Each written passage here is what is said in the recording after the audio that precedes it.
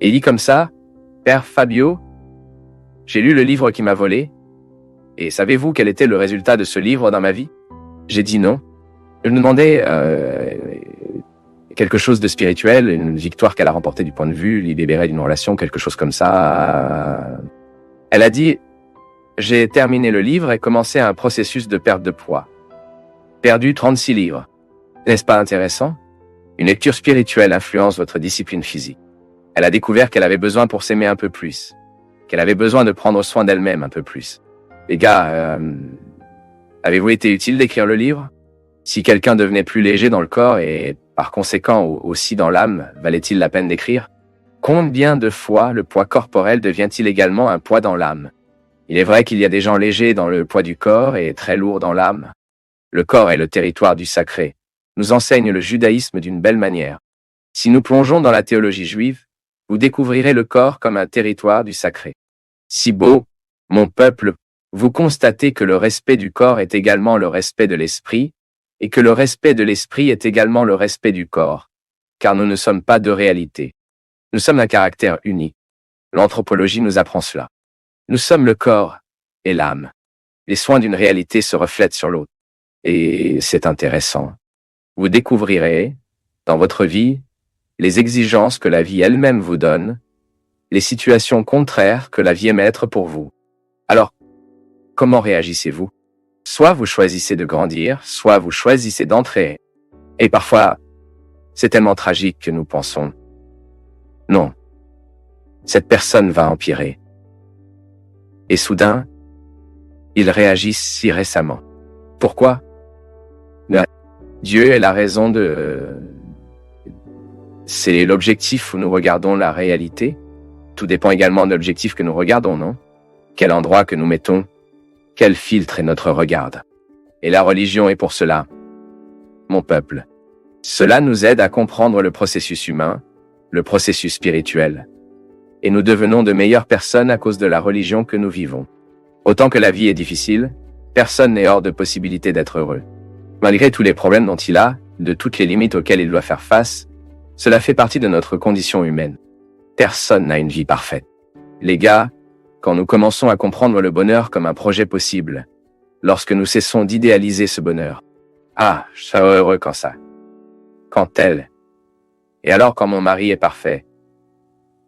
Quand ma femme est parfaite. Ce ne sera. Les gens ne seront pas parfaits. Maintenant, vous pouvez rechercher une harmonie intérieure qui vous donnera un peu mieux avec l'imperfection de l'autre. Et même mon peuple, le gérer plus responsable. Parce que parfois nous maintenons l'erreur de l'autre. Parfois, nous sommes responsables de ne pas changer l'autre. C'est souvent moi responsable de ce qui n'est pas transformé en l'autre. Mon peuple, chaque fois que Jésus nous met face à une réalité qui doit être transformée, le premier à bénéficier est nous. Que parfois nous interprétons. C'est vrai que Dieu égoïste est celui qui veut que je sois comme il veut que je ne sois. C'est que la conscience de Dieu sur ce que je peux être est beaucoup plus brillante que la mienne. Et votre besoin pour moi, c'est que j'épuise le maximum de ses possibilités. J'ai besoin d'augmenter la catégorie maximale à mes possibilités. Car Dieu sait que je peux. Il sait ce que mon talent, il sait quelles sont mes possibilités, mes compétences, mais je peux risquer de mourir sans découvrir. Nous sommes le combat.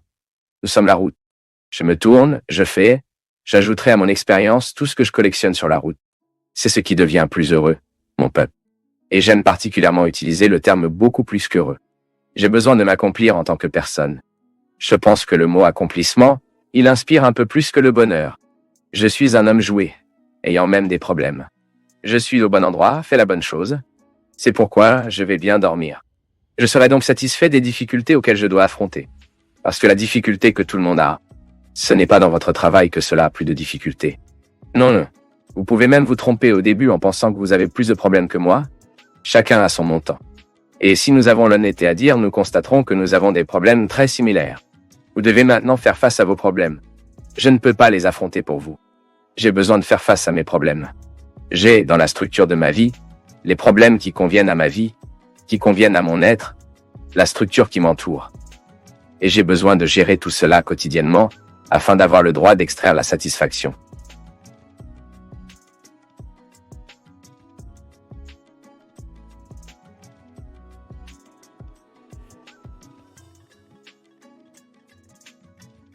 Ce n'est pas une surchauffe, c'est pour réaliser le chemin, ce n'est pas d'avoir de l'argent, mais c'est de réaliser que, en fait, quelle joie il peut m'apporter. Et puis vous entrez dans la dimension de la richesse qui n'est pas matérielle, car notre temps, nous le passons beaucoup sur les problèmes de matériaux. Vous pouvez observer, très peu de temps nous dédions à nos richesses immatérielles, qui est l'amour, le pardon, c'est la croissance intérieure, c'est la lecture. Je me consacre à la lecture d'un livre pour permettre à ces connaissances de m'ajouter. C'est immatériel. Ce n'est pas de nous voler. Si vous écoutez le train à grande vitesse, vous vous rendez compte que ce train passe par les veines de votre cœur et vous posera beaucoup de questions sans aucun interrogatoire. C'est juste la fille qui conclut. Ce qui n'est pas plus important. Il est très difficile d'être entier de nos jours, avec autant d'instruments qui nous brisent si facilement. Il est très difficile d'avoir une routine de croissance, un engagement personnel, une recherche personnelle, si tous les coups pour nous jeter, pour nous rendre futiles et superficiels. Nous ne sommes jamais là où nous devrions être parce que nous manquons, vous savez. Je ne sais pas ce que nous construisons ce défaut, manque de respect, parfois l'autre vous parle si c'est comme ça. Vous pouvez dire que je vous écoute, vous voyez? Mensonge, il n'écoute rien. Et aujourd'hui une insatisfaction très présente. Bien que nous parlions tellement, il y a un vide en nous, une sorte de solitude qui ne remplissait pas. En fin de compte, nous devons vraiment nous rencontrer, l'intimité. Car c'est ce qui nous renforce. Parce que l'écoute n'est pas seulement là. L'écoute est le regard l'un sur l'autre. C'est lui de réaliser qu'à ce moment-là, vous lui donnez son temps. C'est ce qui nous fait nous sentir entendus. C'est sans importance. Lorsqu'une personne ouvre la bouche, il commence à démontrer l'immatériel qui l'a enrichi. Les connaissances, la sagesse qui ne nous arrive que lorsque nous étudions, le désir de poursuivre les connaissances, pour surmonter ce qui était ancien en nous, une nouvelle façon de vivre, en relation avec cette technologie qui nous a servi et nous prive parfois d'être entre eux. Tenez votre fils sur ses genoux, étreignez vos parents pendant qu'ils sont ici. Ce sont des problèmes trop simples qui entrent parfois dans le cœur de la personne au bon moment. C'est à peu près tout. Il s'agit de richesses que nous ne pouvons pas compter sur les chiffres, pas si peu dans l'état d'une banque. C'est un investissement qui ne sera pas informé mathématiquement, mais qui peut être perçu à l'appareil. Est-ce que cette satisfaction d'être ici, de jouer dans la vie dans laquelle vous jouez, d'être qui vous êtes, d'aimer qui vous aimez, de faire ce que vous faites, c'est à peu près tout. Parce que c'est très contradictoire, non? Pourquoi avons-nous tant de facilité d'être proches, d'établir des obligations, de communiquer et en même temps, semble avec des difficultés à maintenir des liens, en les faisant durer et même en créant cette satisfaction intérieure d'avoir quelqu'un dans nos vies qui représente réellement ce coin du monde que nous recherchons et que nous devons être, qui nous pouvons être, qui nous sommes. Je ne vis pas toujours ce dont j'ai besoin pour vivre là-bas, car je pense déjà à l'endroit où je vais plus tard. Je ne suis jamais là où je devrais être. Parfois, nous sommes comme ça. Parfois, nous ne sommes jamais là où nous devrions être. Le corps était égal, mais je prévois déjà où je serai dans un instant. Où j'agis avec vous. Je vous parle toute la semaine sur votre téléphone portable.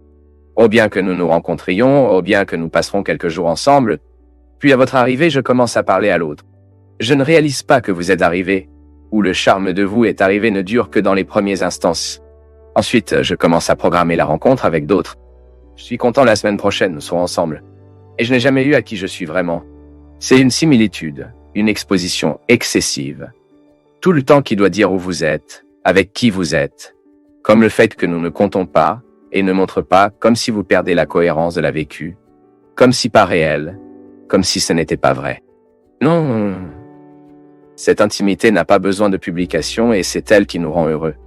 Lorsque vous reviendrez chez vous et que vous identifiez ce petit coin d'elle monde et que cela en vaut la peine, nous devons commencer à réfléchir.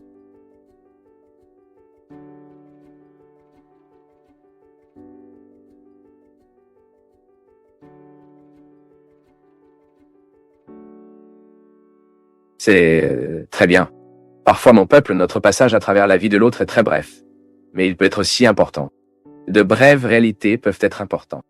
C'est une question d'engagement, vous savez. Lorsque vous déposez toute votre âme dans ce petit que vous faites, lorsque votre réunion se produit vraiment, soudain, vous êtes un préposé en magasin. Vous avez la possibilité de servir celui qui est entré, pour lui faire du bien avec la votre façon d'être. Parfois, c'est juste ce que je peux faire pour le monde. Il traite bien ceux qui m'approchent. Il offre tout ce que je suis dans ce minimum que l'on me demande. À l'intérieur, il est impressionnant de voir Comment nous négligeons cette opportunité et généralement nous avons confiance lorsque nous sommes fatigués. Parfois ma fatigue à l'intérieur de mes voyages est si profonde que je ne suis pas mal à choisir ce que je vais manger. J'arrive dans un restaurant, un hôtel. Nous aurons peu de temps pour nous reposer et partir déjà. Continuer le voyage. Ensuite, je fais confiance. Demandez ce que vous en pensez. Mieux, c'est une façon dont je dois me reposer. C'est une façon dont je dois donner à l'autre la possibilité d'établir avec moi, de grandir avec moi encore plus dans cette confiance. C'est un exemple idiot, mon peuple. Mais la prière n'est rien d'autre que de donner à Dieu le droit de choisir le menu. Donner à Dieu le droit de choisir la nourriture dont nous avons besoin pour manger. C'est pourquoi, même les attributs humains qui devraient faciliter notre vie sociale prévaut, sont en nous. À l'heure actuelle, où tant d'agressions, de nombreuses agressions libres, des réseaux sociaux, où les gens sont si payés en raison de leur position politique, en raison de leurs opinions. Nous agressons l'autre si facilement que nous dépressions si facilement l'autre. Nous, parce que nous sommes chrétiens, ne devrions pas épaissir cette équipe. Non? Il y a déjà trop de gens qui parlent mal, il y a trop de gens en savoir, éteignant la haine. Il est incroyable de voir comment nous voulons lutter contre la cruauté à une cruauté encore pire. Est-ce que tu sais pourquoi? Parce que dans le but de réparer la cruauté, nous sommes encore plus cruels. Ensuite, nous constatons que nous sommes dans l'opposé de ce que Jésus nous enseigne. Vous ne pouvez pas essayer de guérir la cruauté envers une autre cruauté, et le monde devient de plus en plus malade. Et nous entrons dans ce jeu malade. Plusieurs fois, nous sommes paralysés par des événements. Parfois, quelque chose de mauvais nous arrive, et nous y restons des mois arrêtés dans ce qui était mauvais. Nous ne tournons pas la page, nous ne continuons pas notre vie, puis nous perdons l'occasion de vivre la beauté de cette chanson. Allez de l'avant sans crainte, sans me poignarder. Je vais avec des ailes, car je fais confiance au Seigneur. Et ainsi ça marchait. Moi, quand je permets à de mauvais événements de servir comme un escalier afin que je puisse gravir un endroit plus élevé, je rends justice aux souffrances qui m'ont venu à l'esprit. Maintenant, quand j'y ai du niveau, je n'atteins absolument rien de ce qu'il peut me proposer. C'est pourquoi nous devons être très attentifs à la souffrance que nous avons traversée, nous avons subi, les pertes que nous avons vécues, car tout cela peut nous servir d'escalier qui nous amène. Parfois, je continue de penser que nous n'avons pas l'idée de ce que nous pouvons en tant que gens. Un être humain n'a aucune idée de ce qu'il peut faire pour l'autre. Surtout si vous êtes visité par les principes chrétiens, qui nous apprennent tout le temps à jeter notre âme. Sortons de nos petits magasins. Arrêtons de pétrir le pain de notre goût, nos mots. La vocation est de chercher les hauteurs. Votre vocation est de rechercher les hauteurs, mais nous ne pourrons jamais atteindre ces hauteurs si nous sommes coincés avec tout ce qui est mesquin en nous. Si nous sommes pris au piège dans une expérience religieuse qui ne nous permet pas d'améliorer l'être, si nous sommes piégés dans des prières qui ne s'approchent certainement pas de Dieu, mais ne sont qu'un verbe, un mot sans signification qui ne résonne pas en nous, revenez pour dire, une foi qui se manifeste tout le temps des demandes et non de la confiance. Moi, quand je demande à Dieu quelque chose, je risque le risque d'être ému par mes besoins superficiels et idiots, car je ne sais pas toujours ce dont j'ai vraiment besoin. Pourquoi ne lui donne-je pas le carta branca? Pourquoi ne lui donne-je pas accès à tout cela, à lui, pour gouverner ma vie? Si je fais cette expérience avec quelqu'un d'autre, si j'ai l'expérience de faire confiance à ma vie à une personne qui est également marquée par des frontières comme moi, ne le ferais-je pas avec Dieu? Cette présence maximale et extraordinaire en moi, en vous, agit-elle sur nous à travers notre conscience, nous éclairant? Tracer nos chemins du bon sens? Oui, Dieu nous guide à travers notre bon sens. Si vous... Je le répète, afin que notre foi ne soit plus sur les demandes et que la livraison soit fiable. En fait, la confiance est l'une des plus belles vertus que nous puissions vivre chez une personne. Vous le savez très bien. La vie nous enseigne que rien ne peut nous enrichir. Plus que nous avons des gens en qui nous avons confiance, si rare ces jours-ci, non. Les gens jettent si facilement, les gens prétendent l'amour, prétendent la fidélité, et soudain, lorsque nous nous retrouvons à faire une expérience positive de la confiance avec quelqu'un, c'est comme si le confort existentiel pouvait apporter un sens très complet à nos vies. Quand j'ai l'occasion de passer par la vie d'une personne et de faire le bien, c'est Dieu qui traverse la vie de cette personne à travers moi.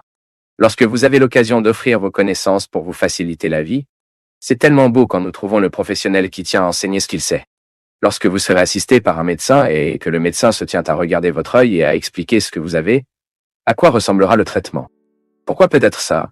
Quand il met ses connaissances pour aider à soulager la douleur, son anxiété, son angoisse, je peux aller bien au-delà de l'endroit où je suis. C'est vrai. Je n'ai pas encore atteint tout ce que je peux atteindre en tant que prêtre, en tant qu'homme que je suis. Vous n'avez pas encore atteint ce que vous pouvez atteindre en tant que personne. Tant de vertus qui nous attendent. Tant de belles choses qui peuvent être vécues et que nous ne vivons pas, parce que nous n'y arrivons pas.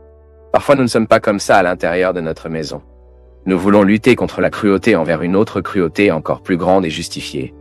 Nous nous justifions parce que nous sommes cruels et perdons l'occasion d'être cette main de Dieu dans la vie de l'autre. Tant de gens souffrant aujourd'hui, mon peuple. Tant de gens désunis. Tant de gens dans les hôpitaux, abandonnés, seuls. Tant de gens en prison. Et le monde de plus en plus cruel. Parce que cette conscience fait défaut, nous pouvons. Qui sont nos ennemis aujourd'hui? J'aime à penser que le pire ennemi que j'ai est moi-même.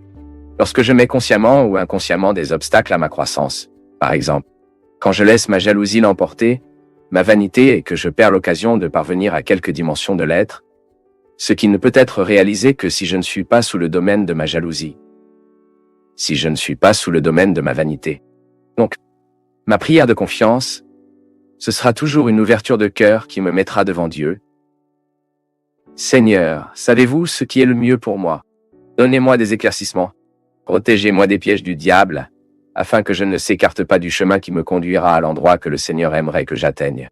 Nous savons que la plénitude n'est pas pour nous, c'est que plus tard dans l'éternité. En humainement, nous ne connaîtrons jamais la plénitude. Elle ne correspond pas en nous ce qui est plein. Nous ne supporterions pas. Pour utiliser une langue biblique, nous sommes des navires qui ne soutiendraient pas le liquide de la plénitude, n'est-ce pas? Dans de nombreux moments de Sainte Écriture, vous avez une plénitude comme proposition pour l'avenir. Nous ne soutenons pas humainement ce qui est plein. Nous ne le réalisons pas. Nous allons donc en partie, et c'est ainsi que nous nous réalisons. Mais la prière quotidienne est trop intéressante. Vous commencez à réaliser que vous pouvez faire de votre vie, tout cela, être la prière. C'est donc dans la voiture, votre pensée se lève et vous commencez à traiter vos questions avec, vous commencez à partager vos angoisses avec. Il y a des gens qui pétrissent le pain de goût tout le temps se plaint de la vie, tout le temps se plaint de la vie, ma vie n'est pas bonne, ma vie est ça, ma vie n'est pas bonne, ma vie n'est pas bonne, ma vie n'est pas bonne, la vie de la mine n'est pas bonne, la vie de la mine n'est pas bonne. Ouvrez la fenêtre de cette maison. Arrêtez de pétrir ce pain. Ferez-vous un travail bénévole? Allez-vous remplir votre âme de joie d'une autre manière? Veux-tu constater que tu peux être le frère de Dieu dans la vie de quelqu'un d'autre? Arrêtez d'idéaliser la vie. La vie n'est parfaite pour personne. Si j'ai l'occasion d'ouvrir mon cœur, vous verrez que ma vie n'est pas parfaite. La vie de Christian n'est pas parfaite. La vie de ceux qui nous regardent n'est pas parfaite. Nous ne pouvons pas idéaliser. Parfois, vous vous regardez, waouh, à quel point la vie de cette personne. Vous ne savez pas? Vous n'êtes pas au courant des dans les coulisses auxquelles cette personne doit faire face quotidiennement. Vie parfaite que personne n'a. Maintenant, nous avons l'occasion de découvrir un sens pour cette vie et de la rendre de plus en plus belle. C'est comme rencontrer quelqu'un d'autre. Nous faisons confiance comme nous le savons. Vous n'êtes pas confiant du jour au lendemain? Vous pouvez même être enchanté pendant la nuit. Mais l'enchantement n'est pas encore confiance. La confiance, elle n'est établie qu'entre deux personnes alors que nous vivons les tests qui purifiaient ce qui plus tard, désolé, ce que nous appelons plus tard, la confiance. Ce sont de petits gestes auxquels nous allons identifier que nous pouvons faire confiance. Et c'est pourquoi la foi en Dieu mûrit et met la confiance en nous. Faites confiance, mon peuple. Il est tellement beau pour nous de marcher vers une foi qui est exprimée par la confiance. Je ne comprends aucune des souffrances qui me semblent maintenant, mais je fais confiance, Seigneur. Je ne sais pas où cette douleur peut arriver. Je ne sais pas pourquoi elle est arrivée et je ne sais pas où elle va, mais j'espère que le Seigneur prend soin de moi en ce moment. Utilisez-vous pour croire que Dieu connaît tous vos sentiments, que Dieu connaît toutes vos pensées, et que tous aujourd'hui est souffert en vous, parce qu'il est pris en charge. Regardez mon peuple, dis-je en tant que prêtre, j'annonce l'évangile tous les jours. En quelque sorte, j'ai annoncé. Je n'ai jamais vu un mot dans l'évangile défavorable à une personne, parce que le mot peut être une expression de bonne volonté ou de volonté du mal. Je n'ai trouvé dans l'évangile, jamais trouvé dans la Sainte Écriture, dans la parole de Jésus, quelque chose, une phrase, quelques conseils, un geste qui pourrait être une expression de non-aimant. Non. En tout temps, à toutes les rencontres, Jésus veut seulement, à l'intention de profiter aux personnes ayant une croissance, une nouvelle vie, une résurrection, surmonter tout cela dans le passé, cela n'en valait pas la peine. C'est toujours un mot aimant, c'est toujours un mot dédié à la croissance. La croissance de l'attention, c'est-à-dire tirer, pour se développer.